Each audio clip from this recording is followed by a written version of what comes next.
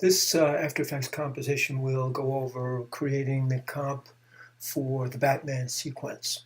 So I've imported the files for the Batman sequence, and they're comprised of the background, a full figure Batman, and then the Ben Affleck portrait.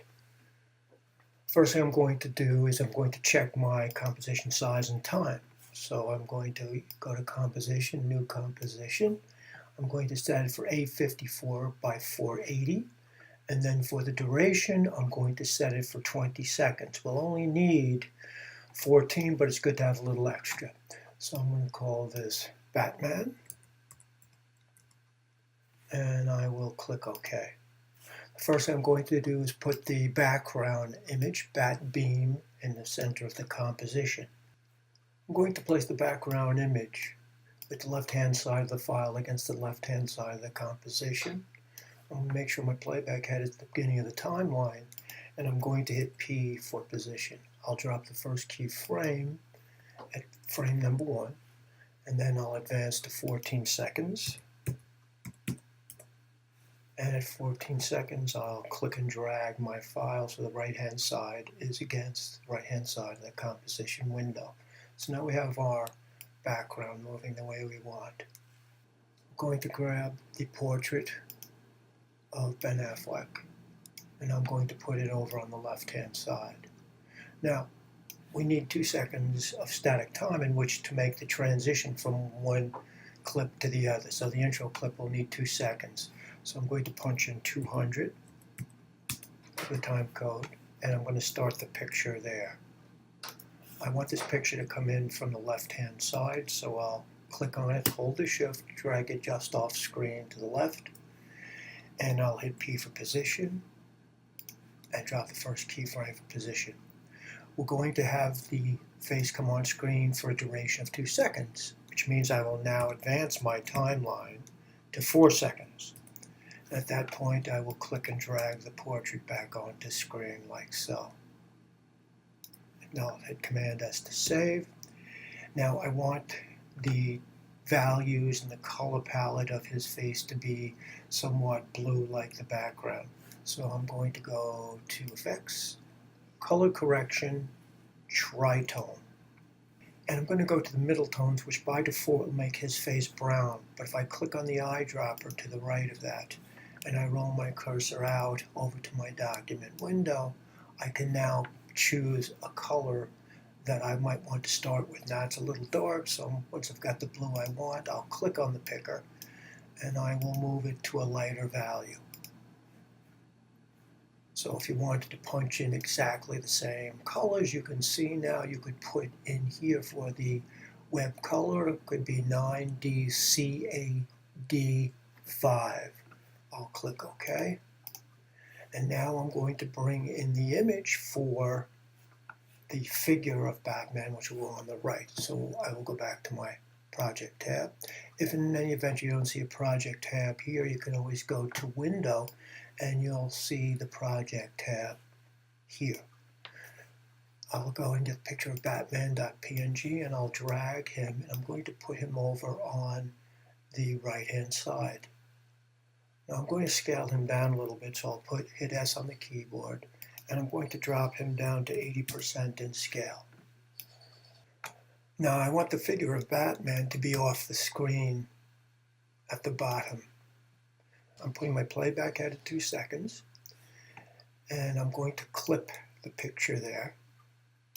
And this is also going to be a change in position, so I will hit P, set the first keyframe, go to second number 4 again, and now I will pull the figure back on screen like so. Now I'm going to put the text in. So I'll go up to my text tool in the upper left-hand corner on the toolbar, and I'm going to hit my cap lock. And anywhere inside my document, I'll type in Ben Affleck.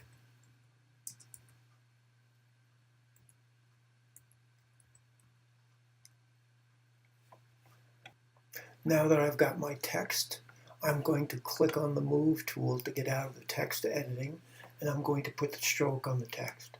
I'll click on the box For the stroke, I'll set it to red and click OK. I'm going to move it down to where I'd like it to be. I've set the point size about 40.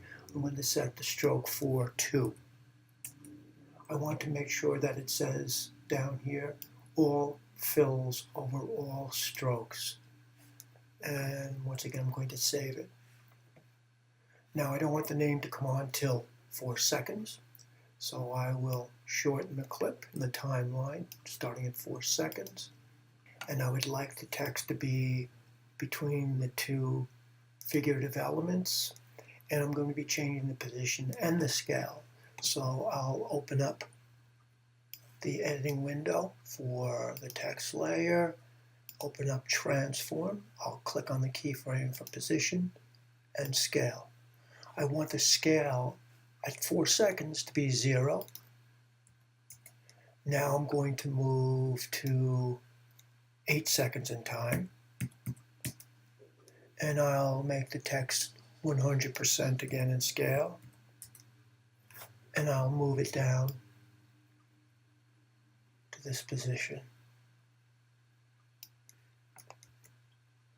The next thing I want to do is I want to put an echo on that text.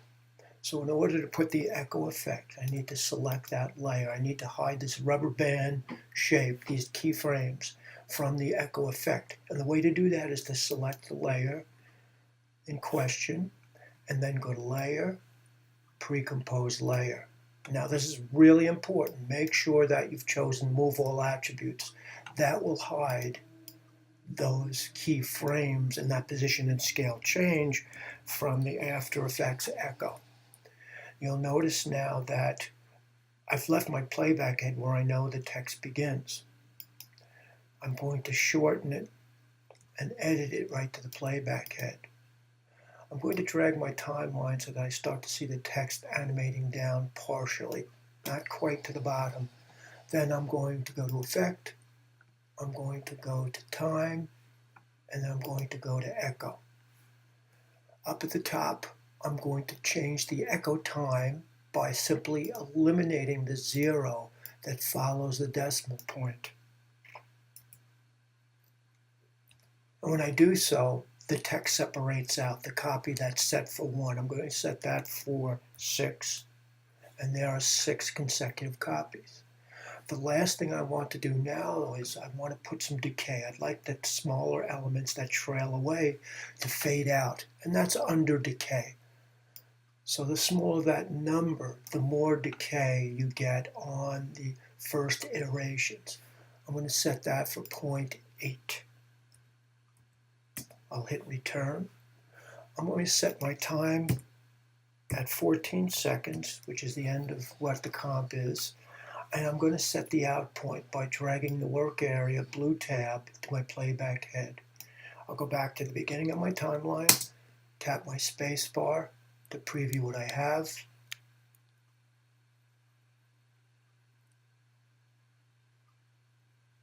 And there's our completed composition for the Batman sequence.